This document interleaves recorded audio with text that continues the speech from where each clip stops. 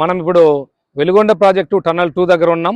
ఈ టన్నల్ 2 నుంచి సుమారుగా 19 కిలోమీటర్ల పొడవులో కృష్ణమ్మ నీళ్లు ఇటు ప్రవహించి రావడం జరుగుతుంది.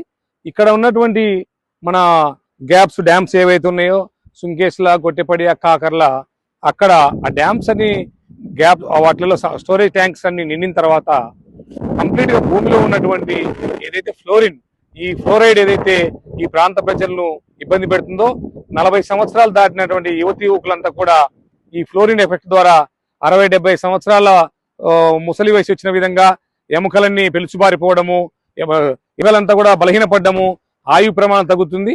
అదే ఈ వాటర్ ప్రవహించడం వలన ఈ భూగర్భ జలాలు పెరిగి ఈ ఫ్లోరైడ్ విరిగిపోవడంతో పాటుగా మన బాడీకి అవసరమైనటువంటి మినరల్స్ అన్ని కూడా భూమిలో నుంచి సహసిద్ధంగా వస్తాయి. వాటి వలన వీళ్ళ యొక్క జీవన ప్రమాణాలు పెరగడమే కాకుండా ఆయుష్ పెరుగుతుంది.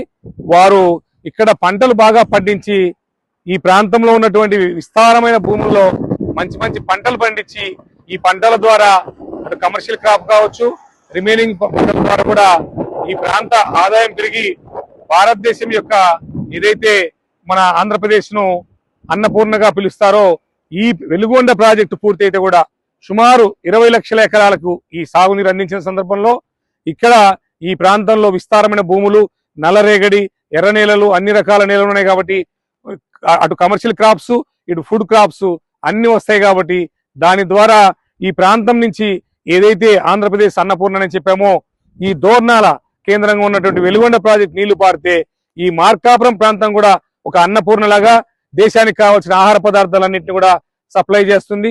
ఈ ప్రాంతంలో ఉన్నటువంటి పొలాలు మంచి పండ్ల తోటలకు అనువైన నేలలు ఇవన్నీ కూడా ఆ పండ్ల తోటల ద్వారా మనకు ఇది చేయొచ్చు. హార్టికల్చర్ సంబంధించినటువంటి ఉన్నాయి. ఇక్కడ పూలు, గులాబీ లాంటివి కూడా పండే అవకాశం ఉంది.